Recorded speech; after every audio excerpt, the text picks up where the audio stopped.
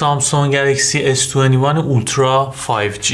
سامسونگ همه این اسمها رو پشت سر هم قطار کرده تا به شما بگه با بهترین محصول تولید شده توسط این شرکت طرف هستید. من حسام هستم و قرار است که توی این ویدیو این گوشی رو با هم بررسی بکنیم. از تجربه کار کردن یک هفته‌ای خودم با این گوشی بهتون یه سری اطلاعات رو بدم تا با چشمانی باز برید سمتش و اگر قصد خرید گوشی پرچمدار توی این سطح رو دارید کاملا آشنا بشید با نقاط قوت و ضعف احتمالی اون.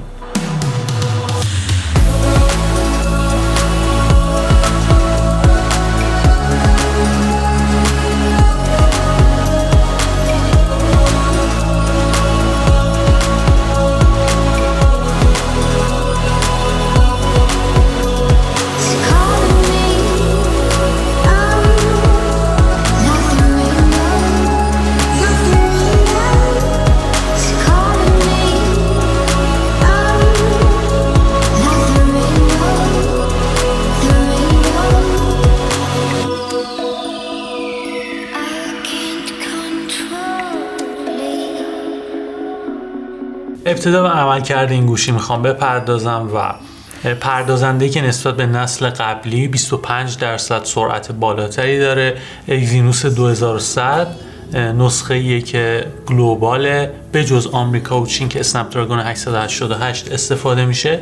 بقیه جاهای دنیا که ایران هم جزو اوناست از نسخه اگزینوس استفاده میکنه که یه مقدار نسبت به پردازنده کوالکام سرعت پایینتری داره اما همچنان 5 نانومتریه و بسیار قابله. من تست گیک بنچ رو روش انجام دادم و روی سینگل کور 1013 و روی مولتی کور 3349 رو اسکور داد که خب واقعا عددهای بسیار شگفت انگیزی هستن. اینو میگم در طول استفاده روزانه قشنگ میتونید حس بکنید موقع اجرا شدن انواع اقسام اپلیکیشن ها، موقع کار کردن با دوربین یا لود کردن عکسایی که توی گالری دارید اسکرول میکنید و میبرید پایین. میتونم بهتون بگم این گوشی یکی از سریع ترین گوشیاییه که تا الان من باهاش کار کردم. خب اون نمایشگر با رفرش ریت یا نرخ تازه سازی 120 هرتز هم خیلی تاثیر میذاره روی موضوع. اون رو در واقع میکس بکنید با اون پردازنده سریع که براش در نظر گرفته شده، باتری که بیش از یک روز قشنگ دووم میاره، یه باتری 5000 میلی آمپر ساعتی که با شارژر 25 واتی میتونید اون رو به صورت سریع شارژ بکنید. چیزی هولوش 1 ساعت و 10 دقیقه طول میکشه که از 0 تا 100% شارژ بشه.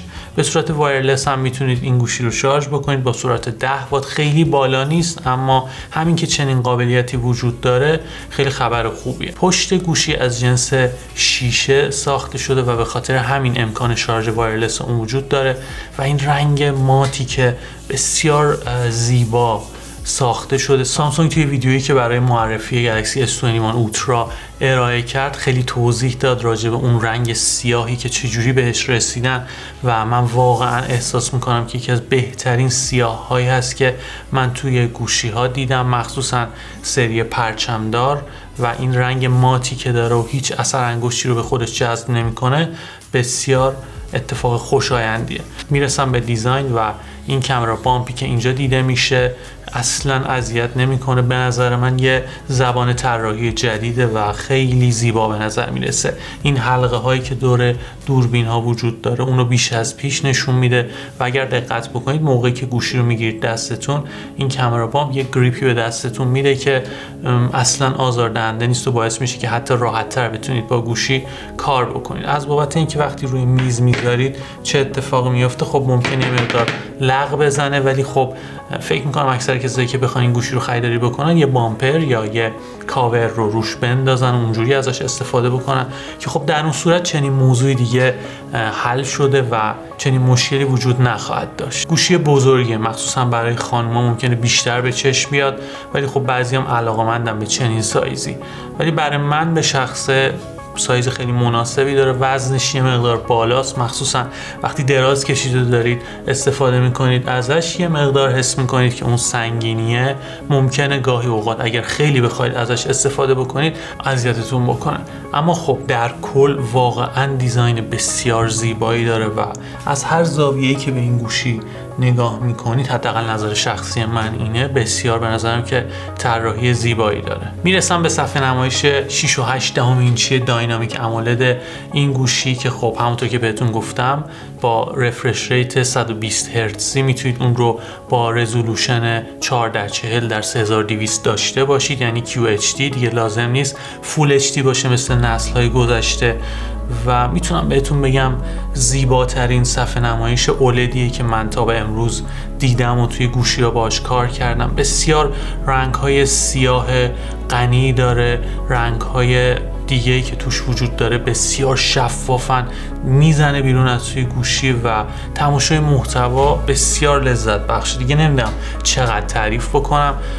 توی جمله خلاصه میکنم بهترین صفحه نمایشی که توی گوشی ها تا به امروز وجود داره رو میتونید توی گوشی گالاکسی S21 اولترا پیدا بکنید. از HDR10+ پشتیبانی میکنه، بنابراین یه داینامیک رنج خیلی بالا رو میتونید توی صفحه نمایش داشته باشید. توی روز کار کردن باش به شدت راحته و وقتی که آفتاب هستش و بیرون میخواید باش کار بکنید اصلا مشکلی رو نخواهید داشت، چون که بسیار روشنایی بالایی رو داره. یه مقدار خم هست از بغلا، نه مثل سریای قبلی S، اما اون حالت خم رو یه مقدار توی این گوشی داریم که به نظر من کمک کرده به زیباتر شدن گوشی. اما نکته که وجود داره اینه که میتونید روی این گوشی از قلم S Pen استفاده بکنید. تمام اون قابلیت هایی که روی سری نوت وجود داره توی گوشی S21 اولترا هم قابل اجراست، یعنی تمام اون نوشتن ها، ادیت تکست یا نقاشی کردن ها و گرفتن اسکرین شات های حرفه‌ای، همه اونها رو میتونید داشته باشید به جز قابلیت های بلوتوث که بعدتر قراره که یه قلم S Pen Pro عرضه بشه و توی اون قلم قابلیت های بلوتوث هم اضافه شده و دیگه نگرانی از بابت اون گسچر ها و اینها وجود نخواهد داشت.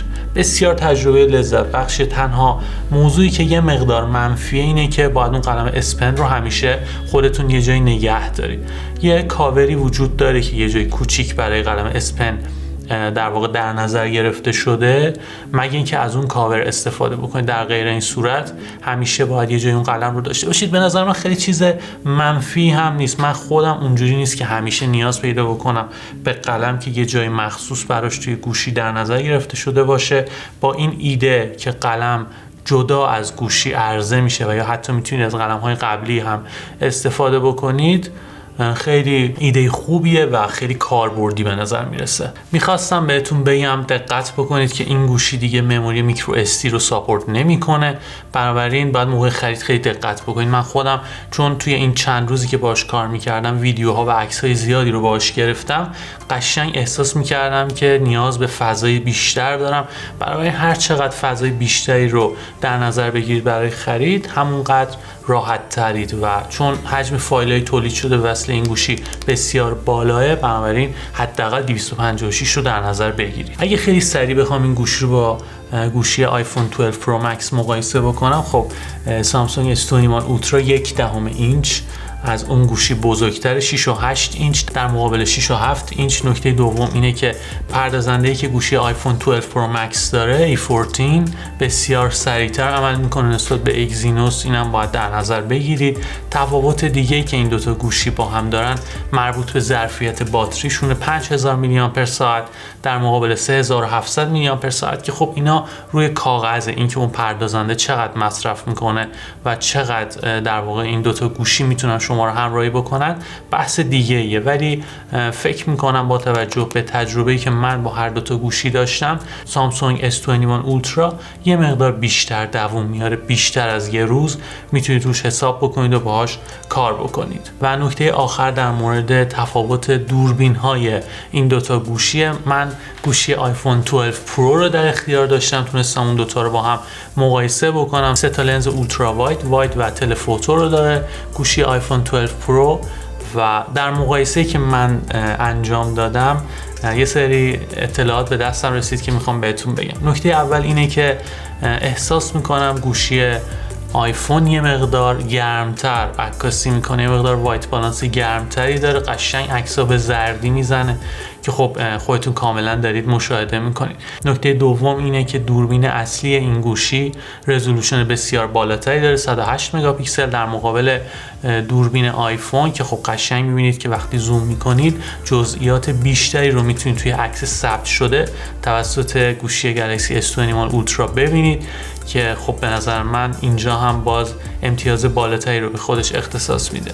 توی تلفوتو میتونید زوم بیشتری رو توسط دوربین های ددیکیتد 3 و 10 برابری توی گوشی S21 اولترا داشته باشید. این هم خیلی کمک میکنه وقتی که دارید عکاسی میکنید توی سناریوهای مختلف فواصل کانونی مختلف رو تجربه بکنید. ویدیوهاشون خیلی شبیه به همه، کلا سطح عکاسیشون خیلی نزدیک به همه، اما همچنان احساس میکنم تصاویر گرفته شده توسط گوشی S21 اولترا که باز اونم دارید خودتون میبینید یه مقدار داینامیک رنج بالاتری داره، یه مقدار شارپنس بالاتری داره و به اصطلاح بیرون زدن اونقدر که رنگ ها توشون خیلی شفافترن، اما توی گوشی آیفون چنین حالتی وجود نداره. دوربین های سلفیشون رو هم من با هم مقایسه کردم، همون زردیه رو قشنگ توی عکسای سلفی هم میشه دید و اینکه جزئیات توی عکسایی که توسط گوشی S21 اولترا ثبت شده خیلی بالاتره. پوست رو هم گوشی آیفون احساس میکنم که یه مقدار تغییر میده و غیر طبیعی جلوه میده که این خیلی برام عجیبه، چون آیفون ها معروف بودن به اینکه خیلی حالت طبیعی دارن ولی گویا انگار جاهاشون برعکس شده و سامسونگ تصمیم گرفته که عکسایی رو ثبت کنه که بسیار طبیعی ان و یه مقدار فاصله بگیره از اون حالتهای بیوتی و اون تغییراتی که روی چهره انجام میدادن این دوتا گوشی. اینا رو بهتون گفتم که اگر قصد خرید دارید بین یکی از این دوتا گوشی گیر افتادید نمیدونید کدوم رو انتخاب بکنید، یه مقدار بهتون ذهنیت بده که کدومی که از اونها بیشتر میتونه به دردتون بخوره و جواب بده به نیازهایی که دارید. خب صحبت از دوربین شد و دوربین هایی که سامسونگ برای این گوشی در نظر گرفته، یه دوربین اولترا واید 12 مگاپیکسلی رو داریم که استابیلایزیشن اپتیکال نداره ولی همچنان میتونید تصویرهای خیلی خوبی رو باهاش ثبت بکنید. نکته‌ای که وجود داره اینه که این لنز و دوربین قابلیت عکاسی ماکرو هم داره. تصور بکنید تمام گوشی‌هایی که تا الان یه لنز مخصوص برای عکاسی ماکرو داشتن رزولوشنشون 2 مگاپیکسل یا 5 مگاپیکسل بود، اما توی این گوشی میتونید عکس‌های ماکرو با رزولوشن 12 مگاپیکسل رو ثبت بکنید، مقایسه بکنید با گوشی‌های آیفون که خب اونا چنین امکانی رو ندارن. خیلی جاها ممکنه به دردتون بخوره و تجربه شیرینی از عکاسی رو براتون رقم بزن. این عکس رو می‌بینید با لنز اولترا واید این گوشی ثبت شده، جزئیات رو می‌بینید به چه صورتی، حالت نایت رو هم میتونید باهاش مقایسه بکنید که اگر گوشی رو بتونید ثابت نگه دارید جزئیات به شدت افزایش پیدا میکنه و یه عکس حرفه‌ای رو میتونید باهاش داشته باشید. دوربین بعدی دوربین 108 مگاپیکسلی که دوربین اصلی گوشی گلکسی S21 اولترا، عکسای بسیار خوبی رو میتونید باهاش ثبت بکنید. به صورت پیش‌فرض با رزولوشن 12 مگاپیکسل عکاسی میکنه، اما جاهایی که به جزئیات بیشتر نیاز داشتید میتونید سویچ بکنید روی 108 مگاپیکسل و عکس‌های با جزئیاتی به شدت بالا رو باهاش ثبت بکنید. OIS یا اپتیکال ایمیج استابیلایزیشن هم داره و بنابراین میتونید باهاش با خیال راحت تصویر برداری بکنید بدون اینکه لرزشی متوجه ویدیوهاتون بشه. نکته‌ای که وجود داره اینه که نسبت به نسل قبلی یه مقدار اون وابلینگ یا در واقع تکون خوردن گوشه‌های تصویر توش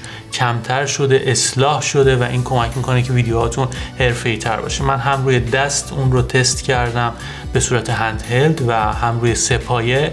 میبینید که وقتی گوشی روی سه‌پایه قرار داده شده چقدر کیفیت ویدیوها بالاتره. قشنگ میشه باهاش فیلم سینمایی درست کرد، یعنی با لنزایی که برای این گوشی در نظر گرفتم میشه یه فیلم کوتاه، حالا فیلم سینمایی نه ولی یه فیلم کوتاه و قشنگ میشه باهاش ساخت. رزولوشن 8K رو هم داره، یه مقدار کراپ میکنه اما همچنان همونطور که بهتون گفتم بسیار رزولوشن بالایی. تمام دوربین هایی که پشت این گوشی قرار دارن میتونن با رزولوشن 4K و سرعت 60 فریم بر ثانیه برای شما کار تصویربرداری رو انجام بدن. اما اگر رزولوشن 8K رو نیاز داشتید فقط دوربین اصلی چنین کاری رو میتونه براتون انجام بده. دوربین های بعدی دوتا دوربین تلفوتو هستن که یکیشون زوم 3 برابری داره و یکیشون به صورت پریسکوپیه و زوم 10 برابری رو بهتون ارائه میده که خیلی جاها به درد میخوره. من قبل از اینکه یه همچین سیستمی رو با یه همچین کوالیتی و کیفیتی داشته باشیم فکر میکردم که یه بازی دیگه است که خب شما مثلا بتونید زوم بکنید و یه حس خوشایندی بهتون دست بده، ولی وقتی تست کردم دیدم که نه، واقعا عکس‌هایی رو میتونید باهاش ثبت بکنید که اگه دوست داشتید اونا رو چاپ بکنید و بزنید دیوار خونتون. یعنی انقدر جدیه که اگر یه نفر مفاهیم ابتدایی عکاسی رو اطلاع داشته باشه ازش، قشنگ میتونه از این گوشی به عنوان ابزار حرفه‌ای برای عکاسی یا حتی تصویربرداری استفاده بکنه. این خیلی خبر خوبیه. درسته یه مقدار هزینه‌اش بالاست، اما این سیستم دوربین بسیار حرفه‌ای که توی این گوشی قرار داره قشنگ بخش عظیمی از اون هزینه‌ای که قرار هست برای این گوشی پرداخت بشه رو توجیه میکنه. عکس‌ها و ویدیوهایی که با این گوشی میگیرید بسیار طبیعی هن. دیگه خبری از اون اوور شارپنینگ یا اون شارپنس خیلی زیاد سامسونگ نیست. دیگه خبری از اون رنگ‌های عجیب و غریبی که سامسونگ به ویدیوها و عکس‌ها میداد نیست و این خیلی برای من عجیبه که گویا سامسونگ یه مقدار به اون نظرات مشتریاش توجه کرده و تغییر داده اون روندی رو که توی دوربین ها و سیستم عکاسی و تصویربرداری داشته و این برای من خیلی خوشاینده به عنوان عکاس که میتونم تجربه حرفه‌ای رو با گوشی که همرامه توی موقعیت‌های مختلف داشته باشم. نکته‌ای که وجود داره اینه که چند تا حالت مخصوص مثل پرو فوتوگرافی یا پرو ویدیو در نظر گرفته شده برای این گوشی که خیلی کمک میکنن که بتونید پارامترهای مختلف رو تغییر بدید و دقیقاً همون عکس یا ویدیویی رو ثبت بکنید که مد نظرتونه.